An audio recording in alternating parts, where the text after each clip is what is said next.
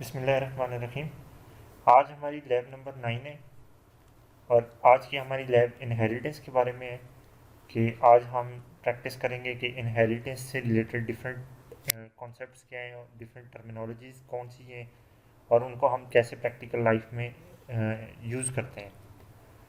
आपने अभी तक ये देख लिया है कि इनहेरिटेंस हम यूज़ कब करते हैं कि जब हमारे पास एक कोड ऑलरेडी मौजूद है और उसको यूज़ करके हम एक नया कोड बना सकते हैं, तो हम इस पर्पज़ के लिए इनहेरिटेंस यूज़ करते हैं। और इनहेरिटेंस ऑब्जेक्ट ओरिएंटेड प्रोग्रामिंग का एक बड़ा मेजर पिलर है, जिसका सबसे मेन फ़ायदा क्या है, कोड रीयूजेबिलिटी।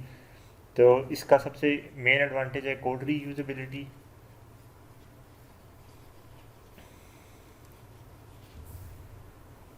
और इसको यूज़ करके आप क्या करते हैं एक्चुअली कि आपने अगर किसी प्रॉब्लम को सॉल्व करने के लिए एक काम पहले किया है और एक नई प्रॉब्लम आपके पास आ गई और आपको पता है कि ये जो पहले आपने काम किया है इसको ही हम थोड़ा सा मॉडिफाई करके एक नई प्रॉब्लम के लिए यूज़ कर सकते हैं, तो बजाय इसके कि आप नए सिरे से दोबारा वो प्रोग्राम लिखें, आप क्या करें, इनहेरिटेंस यूज़ करें और पहले के बने बनाए कोड को यूज़ करें और उसमें नया कोड जो है उसको एम्बेड करें और आपके नए प्रॉब्लम को सॉल्व करने का प्रोग्राम रेडी हो जाएगा। आपको मैंने बताया था इनहेरिटेंस की 4 टाइप्स हैं, जिसमें एक सिंगल लेवल इनहेरिटेंस है, एक मल्टी लेवल इनहेरिटेंस है, एक आपकी हिरारिकल इनहेरिटेंस है और चौथी आपकी मल्टीपल इनहेरिटेंस है। और इनमें से पहली 3 टाइप्स जो हैं ये जावा सपोर्ट करती है नॉर्मल क्लासेस के थ्रू, और जबकि चौथी क्लास इसको जावा डायरेक्टली सपोर्ट नहीं करती क्लासेस के थ्रू, बल्कि इसके लिए आप इंटरफेसेस यूज़ करते हैं जावा में। तो आज हम एक प्रोग्राम बनाएंगे जिसके अंदर हम देखेंगे सबसे पहले कि एक पर्सन जो है उसकी क्या प्रॉपर्टीज़ हो सकती हैं। तो आपको पता है एक पर्सन की प्रॉपर्टीज़ होंगी, पर्सन का नेम होगा, अच्छा उसकी फ़र्ज़ किया एज होगी, अच्छा उसके बाद उसकी कोई जेंडर होगी और लेट से कि उसका कोई फ़ोन नंबर होगा। आपको पता है किसी भी पर्सन की बहुत सी प्रॉपर्टीज़ मैं लिख सकता हूँ यहाँ पे, लेकिन हम एक जेनेरिक बात करते हैं कि एक पर्सन के अंदर ये सारी प्रॉपर्टीज़ हैं। तो अगर एक स्टूडेंट है तो स्टूडेंट की क्या प्रॉपर्टीज़ होंगी, स्टूडेंट का भी नेम होगा, एज होगी, जेंडर होगा, अच्छा फ़ोन नंबर भी होगा, प्लस एडिशनल कुछ मज़ीद प्रॉपर्टीज़ होंगी जैसे कि उसका रजिस्ट्रेशन नंबर, डिग्री का नेम होगा कुछ। चलो ये 2 ही हम लिख लेते हैं, ये इतनी बहुत हैं और मज़ीद भी बहुत सी प्रॉपर्टीज़ हो सकती हैं। तो अभी अगर आपको पहले आप पर्सन की क्लास बनाएं और पर्सन के ऑब्जेक्ट्स आप बनाते हुए आ रहे हैं, यूज़ करते हुए आ रहे हैं, तो आपके लिए ये जो क्लास थी ये बेहतरीन थी, आपने इसका कोड लिखा हुआ है, ये टेस्टेड है, इसमें कोई बग भी नहीं है, ये 100% ठीक कोड है। अब जिस टाइम पे स्टूडेंट का आपको टास्क आ जाता है कि भी जिस तरह की पर्सन की क्लास है ऐसी एक स्टूडेंट की क्लास भी बनाएं और फिर स्टूडेंट्स के ऑब्जेक्ट्स बनाएं, तो आप देखेंगे कि स्टूडेंट की और पर्सन की क्लास के अंदर ये इतना काम जो है ना ये दोनों का सिमिलर हो जाएगा।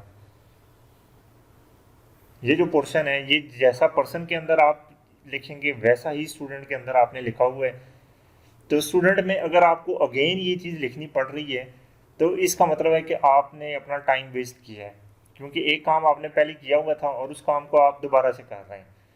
तो इस चीज़ को सॉल्व करने के लिए जावा आपको क्या प्रोवाइड करती है कि आप क्या करें, इनहेरिटेंस। तो आप जो स्टूडेंट की क्लास बना रहे हैं वो आप एक्सटेंड्स पर्सन करके बनाएं। ये एक्सटेंड्स कीवर्ड है जिसके थ्रू आप इनहेरिटेंस अचीव करते हैं और इसके बाद आप पर्सन लिख दें। तो फिर स्टूडेंट क्लास के अंदर ये 4 चीज़ें आपको या इससे रिलेटेड फंक्शन वगैरह लिखने की ज़रूरत नहीं पड़ेगी। ये जिस टाइम पे आपने इसको लिख दिया तो ये चारों के चारों वेरिएबल ये बिल्कुल एग्जैक्टली ऐसे ही स्टूडेंट के लिए अवेलेबल हैं जिस तरह के ये इसका अपना पार्ट होते हैं। ठीक है, तो ये इससे रिलेटेड जितना भी कोड था वो आपका आपने डिस्कार्ड कर दिया, आपको दोबारा से लिखने की ज़रूरत नहीं पड़ी। तो आपकी देखें एफर्ट क्या थी कि आपने जस्ट क्लास बनानी है और उसमें 2 वेरिएबल डिफाइन करने और इस क्लास को एक्सटेंड करना है पर्सन से। तो आपकी एक छोटी सी एफर्ट से आपका अच्छा खासा टाइम बच गया, अच्छे खासी मतलब मेथड्स वगैरह जिस तरह सेटर गेटर के हैं वो आपको बनाने की ज़रूरत नहीं पड़ी, आपको वेरी वो जो प्रॉपर्टीज़ थी इनको दोबारा से बनाने की ज़रूरत नहीं पड़ी। तो इस तरह से आपको इनहेरिटेंस का बेनिफिट हुआ या कोड रीयूजेबिलिटी आपने अचीव कर ली है। अब हम ये देखेंगे कि इनहेरिटेंस में जब आप किसी क्लास को इनहेरिट करते हैं तो कौन सी चीज़ें इनहेरिट हो जाती हैं और कौन सी नहीं होती। तो एक क्लास के अंदर आपको पता है 3 चीज़ें होती हैं कि उस क्लास के वेरिएबल्स होते हैं जो इंस्टांस भी हो सकते हैं और क्लास वेरिएबल भी हो सकते हैं, यानी स्टैटिक भी हो सकते हैं, नॉन स्टैटिक भी हो सकते हैं। ठीक है। अच्छा, उसके अलावा इसके अंदर क्या होते हैं, फंक्शंस होते हैं या मेथड्स होते हैं जिन्हें आप बिहेवियर भी कहते हैं। ये आपके एक्सेस मॉडिफायर इसके साथ 4 टाइप के लग सकते हैं कि ये पब्लिक भी हो सकते हैं, उसके अलावा प्रोटेक्टेड भी हो सकते हैं, डिफ़ॉल्ट भी हो सकते हैं और प्राइवेट भी हो सकते हैं।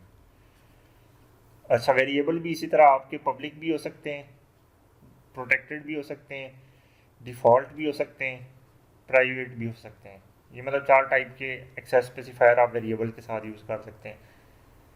इसके अलावा इसमें क्या चीज़ एडिशनल होती है, किसी भी क्लास में कंस्ट्रक्टर्स होते हैं जो एक स्पेशल टाइप के मेथड्स हैं, और ये आपके हमेशा या पब्लिक होते हैं या डिफ़ॉल्ट होते हैं या फिर प्रोटेक्टेड होते हैं, प्राइवेट ये नहीं होते।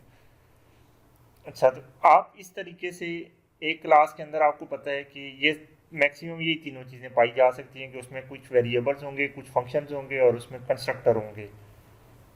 आप जिस टाइम पे इस क्लास को आपकी कोई दूसरी क्लास इनहेरिट करेगी तो कौन सी चीज़ें वो इनहेरिट कर सकती है, वो तमाम वेरिएबल्स जो पब्लिक, प्रोटेक्टेड या डिफ़ॉल्ट हों वो तमाम के तमाम बाय डिफ़ॉल्ट इनहेरिट हो जाएंगे। प्राइवेट वेरिएबल्स इनहेरिट नहीं होते।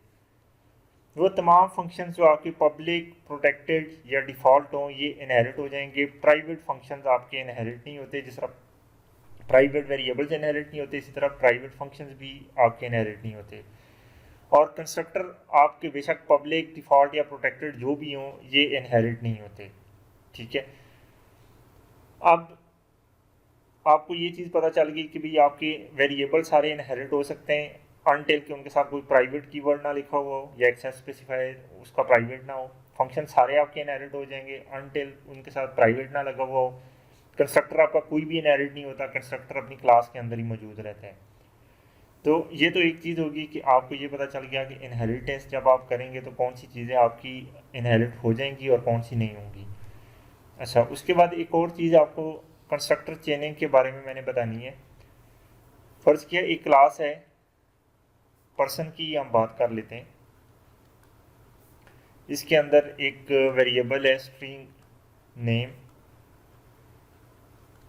और फिर इसी तरह एक आपने इसका कंस्ट्रक्टर बना दिया पब्लिक पर्सन, एम्प्टी कंस्ट्रक्टर बना दिया। इसी तरह आपने एक और बना दिया पब्लिक पर्सन पैरामीटराइज कंस्ट्रक्टर बना दिया स्ट्रिंग नेम और this dot name is equal to name. फर्ज किया कि यही इस क्लास के अंदर लिखा हुआ था। अब देखें, जब भी आप एक ऑब्जेक्ट बनाएंगे इस कंस्ट्रक्टर को यूज़ करके पर्सन और एम्प्टी पैरेंथेसिस के साथ, तो हमेशा इसकी बॉडी ही एग्जीक्यूट होगी। और जब भी आप पर्सन और उसको कोई स्ट्रिंग टाइप की इनपुट दे के तो ऑब्जेक्ट बनाने की कोशिश करेंगे तो हमेशा सिर्फ यही वाला फंक्शन इसकी बॉडी के अंदर जो कुछ भी लिखा होगा वो एग्जीक्यूट होगा। अब मे पॉसिबल कि आपकी रिक्वायरमेंट है कि जिस टाइम पे कोई बंदा एम्प्टी ऑब्जेक्ट के साथ एम्प्टी कंस्ट्रक्टर के साथ ऑब्जेक्ट बनाए तो आप चाहते हैं कि इस नेम के अंदर कोई डिफ़ॉल्ट वैल्यू, अभी नेम के अंदर डिफ़ॉल्ट वैल्यू क्या है, नल है। जब भी कोई रेफरेंस टाइप का वेरिएबल आप यूज़ करते हैं तो उसकी डिफ़ॉल्ट वैल्यू नल होती है। तो आप चाहते हैं कि ये नल की जगह पे कोई डिफ़ॉल्ट वैल्यू यहाँ पे सेट हो, तो आप क्या करते हैं कि आप इस कंस्ट्रक्टर के अंदर से इस कंस्ट्रक्टर को कॉल कर लेते हैं कि जब भी एम्प्टी ऑब्जेक्ट के एम्प्टी कंस्ट्रक्टर के थ्रू आपका ऑब्जेक्ट बने तो आप बाई डिफ़ॉल्ट उसको कोई वैल्यू दे दो। तो उसके लिए आप क्या करते हैं, आप यूज़ करते हैं दिस का कीवर्ड, और उसके बाद आप इसे कोई आर्गूमेंट दे देते हैं। फ़र्ज़ किया कि कासिम आपने लिख दिया, तो अब क्या होगा, जब भी आप एक ऑब्जेक्ट बनाएंगे न्यू पर्सन करके, तो आपके नेम के अंदर क्या स्टोर हो जाएगा, कासिम। क्यों, आपने जिस टाइम पे न्यू पर्सन का ऑब्जेक्ट बनाया तो आपने कहा दिस, और उसके बाद आपने कहा कि इस क्लास का वो कंस्ट्रक्टर कॉल करो जिसको स्ट्रिंग टाइप का एक पैरामीटर चाहिए। तो यहाँ से कंट्रोल इस लाइन इसके पास आ जाएगा, और ये देखें ये वाला यूज़ होगा, और यहाँ पे आपने जो नेम इसको फॉरवर्ड किया है वो नेम की जगह पे आएगा, और दिस डॉट नेम के अंदर कासिम स्टोर हो जाएगा। लेकिन अगर आपने ये वाला कंस्ट्रक्टर कॉल किया है न्यू पर्सन अली, तो इस केस में ये वाला कंस्ट्रक्टर एग्जीक्यूट नहीं होना, ये वाला कंस्ट्रक्टर एग्जीक्यूट होना है। जो वैल्यू आपने दी है तो वो नेम के अंदर स्टोर हो जाएगी, तो आपका ये जो प्रोग्राम है ये चलना शुरू हो जाएगा। अब चेनिंग क्या होती है कि आप चेनिंग सेम क्लास के अंदर जब भी करते हैं तो आप दिस का कीवर्ड यूज़ करते हैं और उसके आगे आर्गूमेंट्स में आप बता देते हैं कि कौन सा कंस्ट्रक्टर आपने कॉल करना है। दिस के बाद एम्प्टी आर्गूमेंट्स मतलब एम्प्टी कंस्ट्रक्टर कॉल होगा। दिस के बाद पैरामीटराइज आर्गूमेंट मतलब पैरामीटराइज कंस्ट्रक्टर कॉल होगा, और जो पैरामीटर जिस कंस्ट्रक्टर के साथ मैच करेंगे वही वाला कंस्ट्रक्टर कॉल होगा। फर्स्ट किया एक और कंस्ट्रक्टर मैं बना लेता हूँ, पब्लिक पर्सन इंट ए। तो अब अगर मैं दिस 1 लिखूंगा तो ये वाला कंस्ट्रक्टर एग्जीक्यूट होगा, लेकिन अगर मैं इसी 1 को स्ट्रिंग की फॉर्मेट में लिख दूंगा तो फिर ये वाला कंस्ट्रक्टर एग्जीक्यूट होगा। तो इस वजह से इस तरीके से आप क्या करते हैं कि एक कंस्ट्रक्टर के अंदर से किसी दूसरे कंस्ट्रक्टर को कॉल कर लेते हैं, और इसी तरह दूसरे कंस्ट्रक्टर के अंदर से आप किसी तीसरे कंस्ट्रक्टर को कॉल कर लें, तो यहाँ से कंट्रोल यहाँ पे आ जाएगा, यहाँ से कंट्रोल यहाँ पे चला जाएगा। तो ये आपकी एक चेन बन जाती है कंस्ट्रक्टर्स की, और इसको आप कहते हैं कि ये सेम क्लास के अंदर कंस्ट्रक्टर चेनिंग आपने की है। अच्छा, अगर आपने पेरेंट्स और चाइल्ड दो क्लासेस बना ली हैं तो उनमें से चेनिंग कैसे करते हैं, उसके लिए आप दिस की जगह पे सुपर कीवर्ड यूज करते हैं।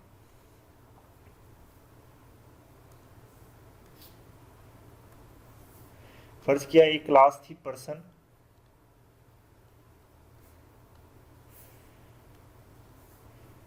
इसके अंदर एक कंस्ट्रक्टर एम्प्टी कंस्ट्रक्टर था पर्सन के नाम से, एक पैरामीटराइज कंस्ट्रक्टर था स्ट्रिंग के नाम से जिसमें एक आर्गुमेंट आपने देना है स्ट्रिंग टाइप का, और एक और कंस्ट्रक्टर था पर्सन का जिसमें दो आर्गुमेंट थे, एक स्ट्रिंग टाइप का एक इंटीजर टाइप का। सपोज करें कि इस क्लास को इनहेरिट करके आप एक और क्लास बनाते हैं, आप कहते हैं क्लास स्टूडेंट,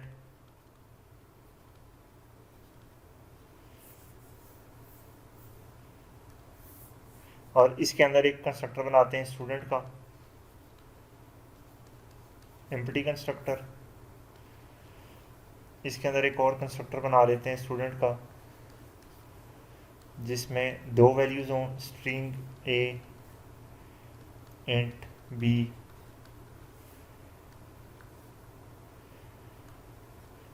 तो अगर आपने इस कंस्ट्रक्टर के अंदर से इसको कॉल करना है तो आप क्या लिखेंगे दिस,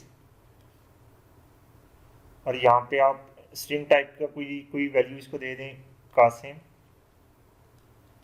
और दूसरी इंटीजर टाइप की कोई वैल्यू इसको दे दें, तो ये क्या करेगा यहाँ से कंट्रोल यहाँ पे शिफ्ट कर देगा। लेकिन फर्ज किया आप चाहते हैं कि इस क्लास से ये वाला कंस्ट्रक्टर कॉल हो या ये इस क्लास का ये वाला कंस्ट्रक्टर कॉल हो जिसमें आप ये सारा कुछ करें, तो आप यहाँ दिस की जगह पे क्या लिखेंगे सुपर। सुपर में पहले स्ट्रिंग और फिर आपने इंटीजर दिया, तो सुपर क्या है कि वो कहेगा कि अच्छा पेरेंट क्लास में चले जाओ, वो कंस्ट्रक्टर कॉल करो जिसका पहला आर्गुमेंट स्ट्रिंग टाइप का है दूसरा इंटीजर टाइप का, तो ये पेरेंट क्लास में आएगा। ये जो क्लास हमने बनाई थी ये एक्सटेंड्स करके पर्सन को बनाई है, इस वजह से मैं कह रहा हूँ कि पेरेंट क्लास इसकी पर्सन है।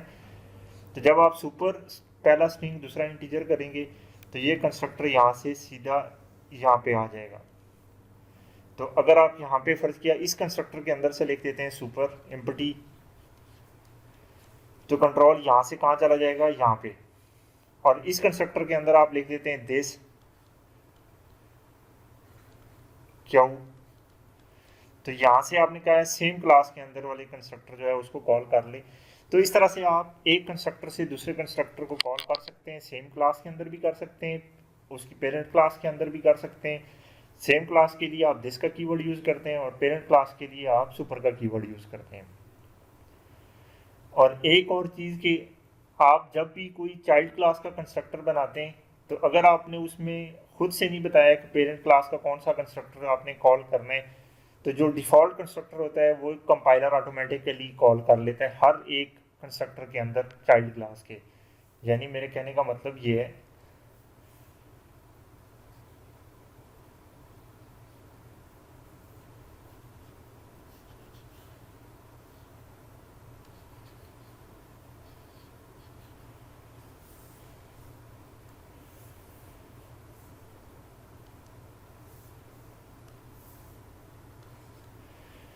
कि फ़र्ज़ किया कि आपने ये स्टूडेंट का एक कंस्ट्रक्टर बनाया और इसके अंदर कुछ भी नहीं लिखा, तो कंपाइलर खुद से क्या लिख देगा इसके अंदर, सुपर, ये ठीक है कि सुपर का एम्प्टी कंस्ट्रक्टर है उसको कॉल कर लो। और अगर सुपर के एम्प्टी कंस्ट्रक्टर के अंदर भी आपने कुछ भी नहीं लिखा हुआ, तो यहाँ पे कंपाइलर क्या करेगा, कंपाइलर खुद से लिख देगा सुपर कि इसके पेरेंट क्लास की कॉल कर लो। तो अब यहाँ पे क्वेश्चन ये पैदा होता है कि भाई इसकी तो पेरेंट क्लास आपने लिखी कोई नहीं है, ये तो पर्सन आपने डायरेक्ट क्लास लिखी है, तो फिर ये सुपर किसको कॉल करेगा। तो आपको ये पॉइंट पता होना चाहिए, ये बड़ा इंपॉर्टेंट पॉइंट है कि हर क्लास जिसकी कोई पेरेंट क्लास ना हो वो बाय डिफ़ॉल्ट ऑब्जेक्ट क्लास को एक्सटेंड कर रही होती है। ये ऑब्जेक्ट क्लास तमाम क्लासेस की पेरेंट क्लास है जावा के अंदर। तो इस वजह से ये जो सुपर है ये ऑब्जेक्ट क्लास के एम्प्टी कंस्ट्रक्टर को कॉल कर रहा होता है। ठीक है, तो आई होप कि ये पॉइंट आपको समझ आ गया होगा कि कंस्ट्रक्टर कैसे कॉल हो रहे होते हैं। और इसी तरह ये पैरामीटराइज कंस्ट्रक्टर में भी अगर आपने कुछ और मतलब पैरामीटर इनिशियलाइज कर दिए, आपने कहा this dot name is equal to a, इसी तरह आपने this dot integer is equal to कुछ भी कर दिया, तो आपने मतलब कोई इसमें पेरेंट क्लास का जिक्र नहीं किया, तो ये यहाँ पे भी सबसे पहली लाइन कौन सी एग्जीक्यूट करेगा, पेरेंट क्लास के एम्प्टी कंस्ट्रक्टर को। ठीक है, कि ये मतलब ये वो लाइन है कि अगर आपने पेरेंट क्लास का कोई भी कंस्ट्रक्टर कॉल नहीं किया, तो जो भी चाइल्ड क्लास का कंस्ट्रक्टर है वो सबसे पहला काम यही करेगा कि वो पेरेंट क्लास के एम्प्टी कंस्ट्रक्टर को कॉल कर लेगा। तो आई होप कि ये यहाँ तक आपको सारे कॉन्सेप्ट समझ आ गए होंगे।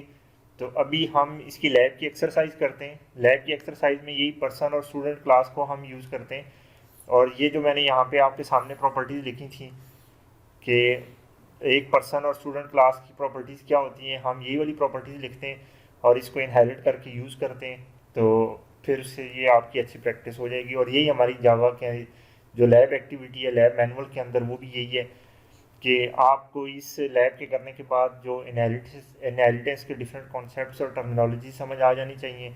तो आपको ये पता चल जाना चाहिए कि डिराइव्ड क्लास के थ्रू आप पेरेंट क्लास की मेंबर्स को कैसे एक्सेस करते हैं, और प्रोटेक्टेड एक्सेस मॉडिफायर क्या होता है, और डिराइव्ड क्लास के कंस्ट्रक्टर कैसे काम करते हैं।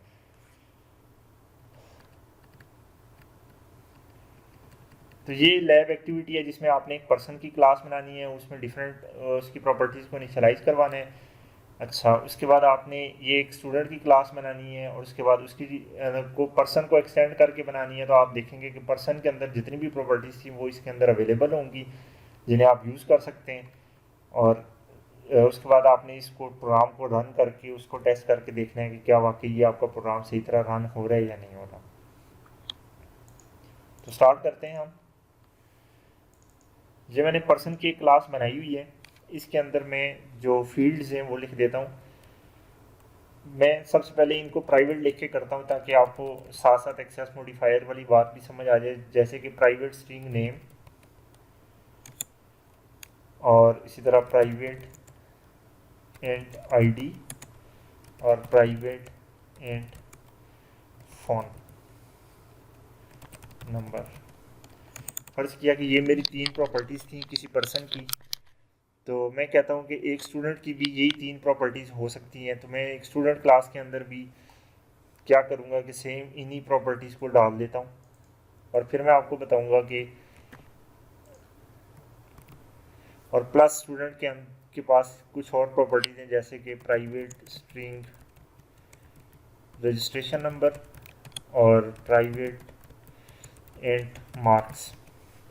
कि स्टूडेंट का रजिस्ट्रेशन नंबर भी होगा, उसके कुछ ना कुछ मार्क्स भी होंगे। अभी देखें ये सारी इंडिपेंडेंट क्लासेस हैं, कोई भी किसी के लिए इनहेरिट नहीं हुई। तो अभी मैंने सबसे पहली चीज़ जो आपको बताई कि जब किसी क्लास की कोई पेरेंट क्लास नहीं होती तो जावा बाय डिफ़ॉल्ट क्या करता है कि उसके साथ एक्सटेंड्स ऑब्जेक्ट कर देते हैं।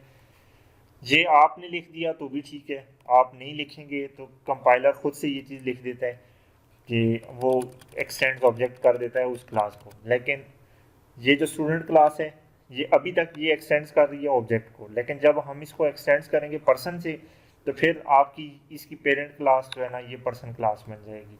फिर ऑब्जेक्ट क्लास इसकी डायरेक्ट पेरेंट क्लास नहीं है, फिर पर्सन की पेरेंट क्लास ऑब्जेक्ट हो जाएगी। तो स्टूडेंट और ऑब्जेक्ट के दरमियान जो रिलेशनशिप होगा वो मल्टी लेवल इनहेरिटेंस होगी। अब यहाँ पे कंस्ट्रक्टर बना देते हैं पब्लिक पर्सन। ये देखें, ये आपका एक मैंने डिफ़ॉल्ट कंस्ट्रक्टर बनाया है। आपकी मर्ज़ी है इसके अंदर कुछ भी ना लिखें, या ये जो आपने 3 वेरिएबल लिखे हैं इनको कोई डिफ़ॉल्ट वैल्यूज़ दे दें। This dot name is equal to default person value, मतलब मैं ये एक लिख देता हूँ ताकि आप जब हम इसे कॉल करें तो हमें पता चल जाए कि ये डिफ़ॉल्ट वैल्यू से इनिशियलाइज हुआ है। This dot I D is equal to, फ़र्ज़ किया कि हम लिख लेते हैं 777 जो है ना ये डिफ़ॉल्ट आई डी है, और this dot phone number is equal to 999 ये डिफ़ॉल्ट फ़ोन नंबर है। और अब हम करते हैं कि हम एक और कंस्ट्रक्टर बनाते हैं जिसको पैरामीटराइज करते हैं कि स्ट्रिंग टाइप का नेम आपको मिलेगा, इंट टाइप की आईडी मिलेगी और इंट टाइप के फ़ोन नंबर मिलेगा। तो आपने क्या करना है,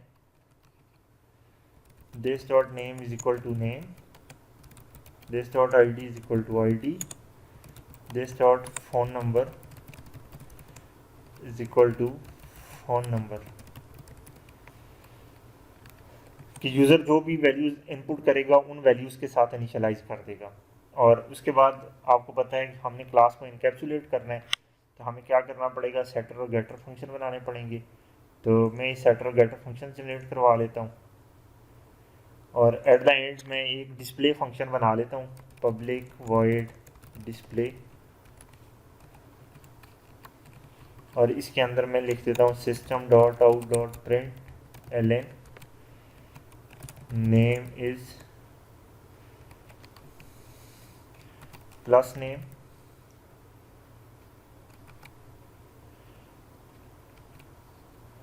\n ताकि नई लाइन के अंदर लिखे आई D is plus I D, और सेम इसी तरह \n phone number is plus phone number. तो ये मैंने डिस्प्ले फंक्शन के अंदर ये तीनों वेरिएबल डिस्प्ले करवा दिए एक ही 3 लाइंस पे, कि सबसे पहले नेम इज़ नेम लिखा हुआ है, आईडी इज़ आईडी लिखा हुआ है, phone number is phone number लिखा हुआ है। तो अभी मैं इस पर्सन क्लास का एक ऑब्जेक्ट बना के आपको बताता हूँ कि डिफ़ॉल्ट वैल्यूज़ के साथ ये इनिशियलाइज होगा। तो हमें क्या नज़र आएगा, person ABC is equal to new person. तो अब मैं कहता हूँ ABC डॉट डिस्प्ले। अब जब मैं इस प्रोग्राम को रन करूँगा तो जो डिफ़ॉल्ट वैल्यूज़ थी एम्प्टी कंस्ट्रक्टर के अंदर, इन वैल्यूज़ के साथ आपका ऑब्जेक्ट इनिशियलाइज हो जाएगा और ये आपको स्क्रीन पे प्रिंट होकर नज़र आ जाएंगी। ये देखें, name is default person name, ID is 777, phone number is 999, मतलब ये डिफ़ॉल्ट वैल्यूज़ हैं। लेकिन अगर आप चाहते हैं कि यूज़र से वैल्यूज़ लें तो आप यूज़र से कह लें कि जिस तरह पर्सन की आईडी क्या है, कासिम, सॉरी नेम कासिम है, आईडी 1 है, और उसके बाद फ़ोन नंबर क्या है, लेट्स से 88012113। अब अगर मैं इस डिस्प्ले को प्रिंट कराऊंगा तो ये जो मैंने इनपुट दिए हैं ये वाली प्रिंट होगी। ठीक है, तो ये मेरा कोड बेहतरीन काम कर रहा है, इसमें डिस्प्ले फंक्शन भी काम कर रहा है, इसके ऑब्जेक्ट्स भी बन रहे हैं, इसको मैं जो भी नेम वैल्यूज़ वगैरह देता हूँ ये सब कुछ प्रिंट करवा देता है। तो ये मेरा बेहतरीन काम चल रहा है। अब हुआ ये कि मुझे एक टास्क मिल गया कि आप क्या करें कि एक स्टूडेंट की क्लास बनाएं जिसके अंदर ये वाली प्रॉपर्टीज़ हों, name, ID, phone number, registration number और मार्क्स, और उसके बाद इस क्लास को यूज़ करके आपने ऑब्जेक्ट बनाने स्टूडेंट टाइप के, और उसके अंदर ये डाटा सारा डालना है। तो अब मुझे क्या करना पड़ेगा, सबसे पहले पब्लिक स्टूडेंट एक कंस्ट्रक्टर बनाना पड़ेगा, एम्प्टी कंस्ट्रक्टर बनाता हूँ जिसके अंदर जिस तरह पर्सन क्लास में मैंने किया था मैं डिफ़ॉल्ट वैल्यू से इनिशियलाइज करवा देता हूँ, student default name, this dot I D is equal to कोई भी आई डी इसको मैं दे देता हूँ जिस तरह 000, this dot phone number is equal to 999, this dot registration number is equal to SP15 RCS। अच्छा, this dot marks is equal to 100। ठीक है, मैंने डिफ़ॉल्ट वैल्यूज़ के साथ इसको इनिशियलाइज करवा दिया। अब मैं अगेन एक कंस्ट्रक्टर बनाता हूँ जिसके अंदर मैं पैरामीटराइज कंस्ट्रक्टर इसको बनाता हूँ, और इस फिनोमेना को क्या कहते हैं आप, constructor overloading.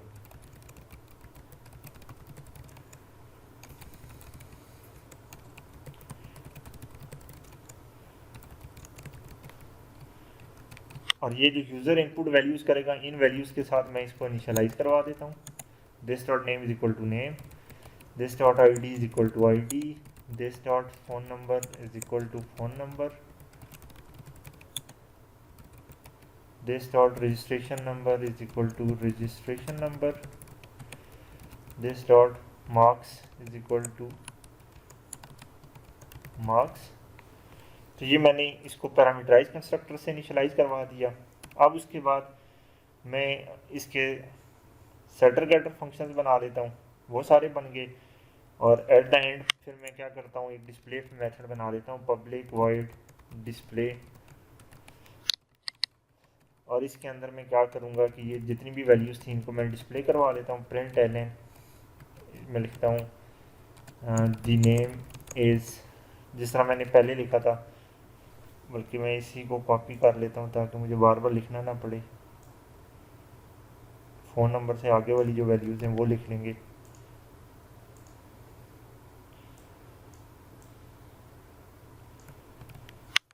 Phone number plus दी बैकस्लैश n, और इसके बाद क्या है, दी फ़ोन नंबर हो गया, registration number is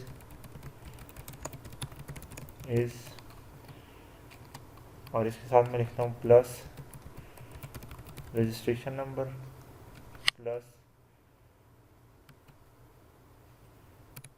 backslash n, और लास्ट चीज़ जो है मार्क्स में लिखता हूँ, the marks are plus marks. तो ये मेरा डिस्प्ले फंक्शन हो गया। अब मैं जिस तरह मैंने पर्सन के ऑब्जेक्ट बनाए थे वैसे ही मैं स्टूडेंट के ऑब्जेक्ट बनाता हूँ। A B C is equal to new student, A B C dot display. अब जब मैं इसको रन करूँगा तो जो स्टूडेंट में मैंने डिफ़ॉल्ट वैल्यूज़ दी थी वो डिस्प्ले पे आपको नज़र आ जाएंगी। वो कौन सी होंगी कि स्टूडेंट डिफ़ॉल्ट नेम 00 आपकी आईडी, ये वाली वैल्यू SP15 RCS और 100 ये आपको डिफ़ॉल्ट पे लिखा हुआ नज़र आएगा। ये देखें स्टूडेंट नेम है स्टूडेंट डिफ़ॉल्ट नेम, आईडी है 0, phone number is 999, registration number है SP15 RCS और मार्क्स 100 है। तो या फिर ये है कि मैं यूज़र को कहता हूँ कि आप अपनी मर्ज़ी का डाटा एंटर कर दो। तो यूज़र कहता है जी सबसे पहले नेम अली, अच्छा उसके बाद कह देते हैं कि आईडी इसकी हो गई है जी 178, उसके बाद कहते हैं कि इसका फ़ोन नंबर हो गया जी 00987,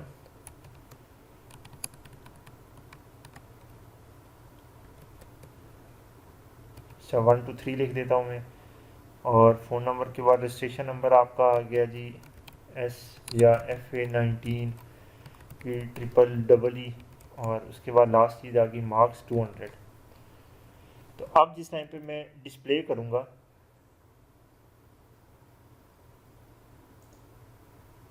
सॉरी मुझे मैंने डिस्प्ले के अंदर लिख दी है ये सारी चीज़ें, ये मुझे इसके कंस्ट्रक्टर के अंदर लिखनी थी। अब जब मैं इस डिस्प्ले फंक्शन को कॉल करूँगा तो ये जो मैंने इनपुट की है ये सारी की सारी स्क्रीन पे आपको प्रिंट हुई हुई नज़र आएगी। ये देखें अली 178123 और ये। तो ये मैंने एक नया प्रोग्राम बना लिया, जो मुझे टास्क मिला था वो मैंने अचीव कर लिया। लेकिन अगर मैं इसको एनालाइज करूँ तो आप देखेंगे कि भाई कितना एक कोड ऐसा था कि जो मैंने पर्सन के अंदर लिखा था वो एग्जैक्टली सेम कोड मुझे यहाँ लिखना पड़ गया। सबसे पहले कि ये वेरिएबल्स थे तीनों, ये मैंने यहाँ पे लिखे, ये मेरे ऑलरेडी यहाँ लिखे हुए थे, तो बेहतर नहीं था कि मैं इसको यूज़ कर लेता यहाँ पे, तो ये तो ज़्यादा तरीका अच्छा था। लेकिन उसके लिए मुझे क्या करना पड़ता कि मुझे यहाँ पे लिखना पड़ता एक्सटेंड्स, और साथ यहाँ पे बताना पड़ता कि कौन सी क्लास को मैंने एक्सटेंड्स करना है। तो मैं यहाँ पर्सन लिखता तो ये एक्सटेंड हो जाता। लेकिन आपको मैंने कहा है कि ये जो प्राइवेट वेरिएबल्स हैं ये एक्सटेंड नहीं होते या इनहेरिट नहीं होती, तो फिर मुझे उसके लिए क्या करना पड़ता है, इनको डिफ़ॉल्ट प्रोटेक्टेड या पब्लिक बनाना पड़ता। तो मैं क्या लिखता हूँ, प्रोटेक्टेड। प्रोटेक्टेड इस वजह से लिख रहा हूँ क्योंकि प्रोटेक्टेड जो है विद इन क्लास भी accessible, with in class accessible भी हैं, विद इन पैकेज भी एक्सेसिबल हैं और अक्रॉस पैकेज भी चाइल्ड क्लासेस के अंदर एक्सेसिबल हैं। तो ये मैंने इनको प्रोटेक्टेड कर दिया। तो उसके बाद मैं यहाँ पे इनको लिखूँ या ना लिखूँ इसकी मुझे ज़रूरत नहीं पड़ती। अब देखिए मेरे प्रोग्राम में स्टिल कोई भी एरर नहीं आया, क्यों? हालांकि मैंने नाम यहाँ पे इसको कहा है दिस डॉट नेम और यहाँ पे कोई नेम लिखा हुआ ही नहीं है, लेकिन एरर क्यों नहीं आया? क्योंकि जब ये प्रोटेक्टेड है और मैंने इस क्लास को इनहेरिट किया तो इट्स मीन कि ये वेरिएबल इस क्लास का भी पार्ट है। तो इस वजह से ये दिस डॉट नेम मैंने किया तो ये इसने मुझे कोई एरर नहीं दिया। तो ये सबसे पहली रिपीटेशन थी। उसके बाद इस कंस्ट्रक्टर के अंदर जब मैं डिफ़ॉल्ट वैल्यूज़ ऑलरेडी दे ही रहा था तो मुझे क्या ज़रूरत है कि मैं यहाँ पे भी डिफ़ॉल्ट वैल्यूज़ दूँ। तो उसके लिए ये है कि मैं इस कंस्ट्रक्टर से इसको कॉल कर लेता हूँ। तो इसको कॉल करने के लिए मुझे क्या लिखना पड़ेगा? सुपर और ये, या फिर मैं इधर कुछ भी ना लिखूं तो ये ऑटोमेटिकली कंपाइलर क्या करेगा? खुद ही सुपर और ये कर देगा। तो मैं यहाँ पे आपको पहले लिख के बता देता हूँ और फिर इसके बगैर बता देता हूँ। अब मैंने सुपर के थ्रू इसको इनिशियलाइज करवाया है। तो अब मैं अगर यहाँ पे एम्प्टी ऑब्जेक्ट बनाता हूँ तो अब आप देखेंगे एम्प्टी ऑब्जेक्ट जब मैं बनाऊंगा तो सुपर क्लास के अंदर ये तीन वैल्यूज़ डिफ़ॉल्ट पर्सन वैल्यू 777 999 लिखा हुआ आएगा और उसके बाद SP15 और ये लिखा हुआ आएगा स्क्रीन के ऊपर आपको नज़र। तो ये देखें डिफ़ॉल्ट पर्सन नेम 777 999 और ये सारी दोनों चीज़ें लिखी हुई आ गई हैं। तो अगर मैं यहाँ, और इस चीज़ को क्या कहते हैं? कंस्ट्रक्टर चेनिंग, कि मैंने कंस्ट्रक्टर चेनिंग बिटवीन पेरेंट और चाइल्ड क्लास कंस्ट्रक्टर्स। तो मैंने क्या किया? चाइल्ड क्लास से पेरेंट क्लास के एम्प्टी कंस्ट्रक्टर को कॉल किया।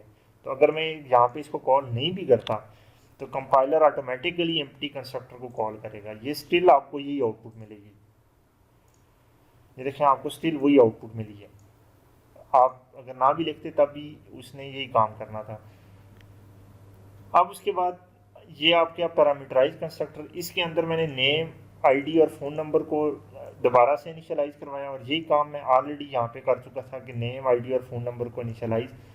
तो बजाय इसके कि मैं दोबारा से इसको इनिशियलाइज़ करता तो मैं क्या कहता कि मैं सुपर का कीवर्ड यूज़ करके इस कंस्ट्रक्टर को कॉल कर लेता कि भाई आपको नेम, आईडी और फ़ोन नंबर जो भी इनपुट पे मिले तो आप वो पेरेंट क्लास के कंस्ट्रक्टर को कॉल फॉरवर्ड कर दो।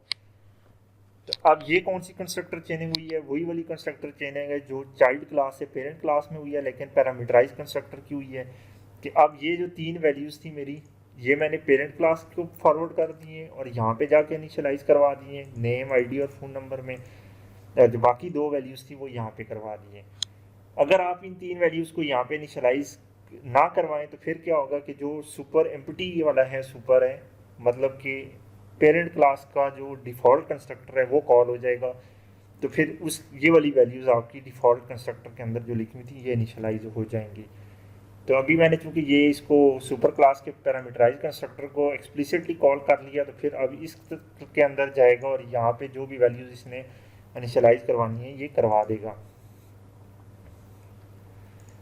अच्छा, अभी भी देखें स्टिल कोई एरर किसी भी जगह पे नहीं मिला। अब ये सेटर और गेटर फंक्शंस ऑलरेडी इन तीन के हमने यहाँ पे बनाए हुए थे, तो हमें कोई ज़रूरत नहीं है कि हम दोबारा से इन्हें बनाएं। तो हम क्या करते हैं, ये इन तीन के सेटर और गेटर रिमूव कर देते हैं। अच्छा, बाकी जो दो वेरिएबल्स से रजिस्ट्रेशन नंबर और मार्क्स के सेटर और गेटर यहीं पे रहने देते हैं। अब डिस्प्ले मेथड के अंदर देखें हमने क्या किया है कि ये वाली चीज़, ये लाइन मैंने आपके सामने वहीं से कॉपी करके यहाँ पे लिखी थी, ये फ़ोन नंबर तक कि डिस्प्ले मेथड में ये फ़ोन नंबर तक जितना भी डिस्प्ले था वो यहाँ से मैंने कॉपी करके यहाँ पे लिखा था। तो बजाय इसके कि मैं इसको यहाँ पे कॉपी करके लिखता, इससे ज़्यादा बेहतर अप्रोच क्या थी कि मैं यहाँ पे लिखता सुपर डॉट डिस्प्ले, कि सुपर क्लास का या पेरेंट क्लास का जो डिस्प्ले फंक्शन है उसे कॉल कर लें। क्योंकि ये इसकी रिटर्न टाइप नहीं है तो इस वजह से इसको मैं प्रिंट एलन के अंदर नहीं लिख सकता, मैं इसको बाहर ही लिख देता हूँ सुपर डॉट डिस्प्ले, कि पेरेंट क्लास का जो डिस्प्ले फंक्शन है इसको कॉल कर लो। और उसके बाद आप क्या करो कि ये जो रजिस्ट्रेशन नंबर और मार्क्स हैं इनको प्रिंट करवा दो। तो अब देखें ये वाली काफ़ी सारा काम मेरा ये भी बच गया। अब मैं इस प्रोग्राम को अगेन रन करूँगा तो ये वाली सेम आउटपुट आपके पास नज़र आएगी। ठीक है, तो ये देखें ये सेम वही आउटपुट है, लेकिन आप मेरा इस क्लास के अंदर कोड कितना कम हो गया, ये तकरीबन हाफ कोड रह गया, तो मेरी एफर्ट्स जो है ना वो कम हो गई हैं काफ़ी ज़्यादा। ये तो एक बिल्कुल छोटी सी एग्जांपल थी स्टूडेंट और पर्सन की। आप जिस टाइम पे इंडस्ट्री में जाते हैं, आप वहाँ पे किसी प्रोडक्ट पे काम कर रहे होते हैं और आपकी एक एक क्लास में थाउजेंड्स के हिसाब से लाइन ऑफ कोड होता है। तो अब आप खुद सोचें कि अगर आपने 1000 लाइन ऑफ कोड्स को दोबारा से फिर दूसरी क्लास के अंदर लिखना है तो आपका कितना ज़्यादा टाइम वेस्ट होगा। तो अगर आप जस्ट एक कीवर्ड एक्सटेंड्स यूज़ करके उसको इनहेरिट कर लेते हैं तो वो सारा कोड आपकी उस क्लास का मेंबर ऑलरेडी बन चुका है। अब आपने नया कोड जो लिखना है वो लिखें और आपने जो फंक्शन परफॉर्म करना था आपका वो फंक्शन परफॉर्म हो जाएगा। तो इस लैब के अंदर आपने अभी तक क्या चीज़ सीख ली है? आपने ये देख लिया है कि प्राइवेट वेरिएबल्स हों या प्राइवेट आपके मेथड्स हों, ये इनहेरिट नहीं होते। हम प्रोटेक्टेड डिफ़ॉल्ट या पब्लिक को इनहेरिट कर सकते हैं। कंस्ट्रक्टर आपके इनहेरिट नहीं होते, लेकिन कंस्ट्रक्टर्स को आप कंस्ट्रक्टर चेनिंग के थ्रू कॉल कर लेते हैं। उसके अलावा आपने ये देखा कि अगर चाइल्ड क्लास में आपने कोई पेरेंट क्लास के किसी कंस्ट्रक्टर को कॉल नहीं किया तो जो सबसे पहली लाइन बाय डिफ़ॉल्ट कॉल होती है वो चाइल्ड क्लास के किसी भी कंस्ट्रक्टर से पेरेंट क्लास के डिफ़ॉल्ट कंस्ट्रक्टर की कॉल होती है। तो अगर आपने लिखा तो भी ठीक है, अगर आप नहीं भी लिखते तो वो कंपाइलर ऑटोमेटिकली लगा देगा इसके अंदर। अच्छा, उसके बाद आपने ये भी देखा कि पैरामीटराइज कंस्ट्रक्टर्स को पेरेंट क्लास के आप कैसे कॉल करते हैं। जिस तरह से कंस्ट्रक्टर का नाम लिख के आप उसे पैरामीटर पास करते थे, वैसे ही आप सुपर का कीवर्ड यूज़ करके उसे पैरामीटर पास करके उसको कॉल कर सकते हैं। अच्छा, उसके अलावा आप ये भी कर सकते हैं कि सेम क्लास के अंदर कंस्ट्रक्टर्स की चेनिंग कर सकते हैं। ये चीज़ अभी मैंने आपको यहाँ दिखाई नहीं है। और उसके अलावा आपने ये देखा कि ये जिस तरह किसी भी पेरेंट क्लास के फंक्शन को अगर आपने एक्सप्लिसिटली कॉल करना है जबकि सेम नाम का फंक्शन चाइल्ड क्लास में अवेलेबल है, तो फिर सुपर का कीवर्ड डिफ्रेंशिएट करेगा कि आप कौन से डिस्प्ले को कॉल कर रहे हैं। सुपर डॉट डिस्प्ले का मतलब है कि पेरेंट क्लास के डिस्प्ले को। और अगर इसी क्लास में अगर एक और फंक्शन होता, फ़र्ज़ किया पब्लिक वर्ल्ड इंफॉर्मेशन के इन्फो के नाम से मैं इसको वैसे ही जस्ट एक फंक्शन बना देता हूँ। तो अगर आपने चाइल्ड क्लास वाले डिस्प्ले को कॉल करना है तो आप क्या लिखते, दिस डॉट डिस्प्ले। और अगर आपने पेरेंट क्लास वाले डिस्प्ले को कॉल करना है तो आपको क्या लिखना पड़ता है, सुपर डॉट डिस्प्ले। तो सुपर के कीवर्ड के थ्रू आप एक्सप्लिसिटली भी किसी वेरिएबल को, किसी फंक्शन को या किसी कंस्ट्रक्टर को चाइल्ड क्लास से कॉल कर सकते हैं, पेरेंट क्लास का कोई भी अगर है तो आई होप कि ये लैब आपको सही तरह से समझ आ गई होगी। अब जो नेक्स्ट एक्टिविटीज़ थी वो क्या था कि आप एक एम्प्लॉय की क्लास बनाएं। उससे पहले मैं आपको इनहेरिटेंस की टाइप यहाँ पे बता देता हूँ। स्टूडेंट और पर्सन के दरमियान कौन सी इनहेरिटेंस हो रही है, सिंगल इनहेरिटेंस है, क्योंकि स्टूडेंट की डायरेक्ट पेरेंट क्लास कौन सी है, पर्सन। लेकिन पर्सन की डायरेक्ट पेरेंट क्लास कौन सी है, यहाँ पे लिखी हुई कोई नहीं है। तो जब कोई भी ना लिखी हुई हो तो इट्स मीन कौन सी हो रही है, ऑब्जेक्ट क्लास है। तो स्टूडेंट पर्सन की और ऑब्जेक्ट का आपस में रिलेशनशिप क्या है, सिंगल लेवल इनहेरिटेंस। लेकिन इस ऑब्जेक्ट क्लास का इस स्टूडेंट क्लास से क्या रिलेशनशिप है, वो मल्टी लेवल इनहेरिटेंस है। यानी स्टूडेंट का पहला इन पर्सन से रिलेशन बनेगा, फिर पर्सन का रिलेशन ऑब्जेक्ट से बनेगा। तो स्टूडेंट और ऑब्जेक्ट का आपस में मल्टी लेवल इनहेरिटेंस का रिलेशनशिप है। तीसरी जो इनहेरिटेंस अलाउ है उसे आप हिरारिकल इनहेरिटेंस कहते हैं, कि जिसमें एक क्लास को एक से ज़्यादा क्लासेस एक्सटेंड करती हैं। जिस तरह ये एक क्लास थी पर्सन, एक क्लास स्टूडेंट ने इसको एक्सटेंड किया और फ़र्ज़ किया एक और क्लास आप बना दें फैकल्टी की, और ये भी अगर इस एम्प्लॉय को एक्सटेंड कर लेती है, सॉरी पर्सन को एक्सटेंड्स पर्सन, तो इट्स मीन कि अब इसका फैकल्टी और स्टूडेंट क्लास का पर्सन से क्या रिलेशनशिप है, ये हिरारिकल इनहेरिटेंस है कि फैकल्टी और स्टूडेंट दोनों की पेरेंट क्लास कौन सी है, पर्सन क्लास है।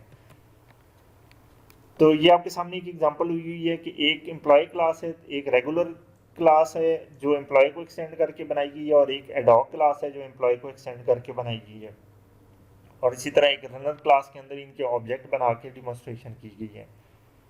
तो अभी आपका जो टास्क है वो ये है कि आपने एक पर्सन की क्लास बनानी है जिसके अंडर एक स्टूडेंट की क्लास होगी, एम्प्लॉय की क्लास होगी, और एम्प्लॉय की क्लास के अंदर फैकल्टी की क्लास होगी और स्टाफ की क्लास होगी। तो ये वाली क्लासेस आपने बनानी है और इनके एट्रीब्यूट्स जो है ना उनको सेट करवाना है और उनको यूज़ करना है। Thank you.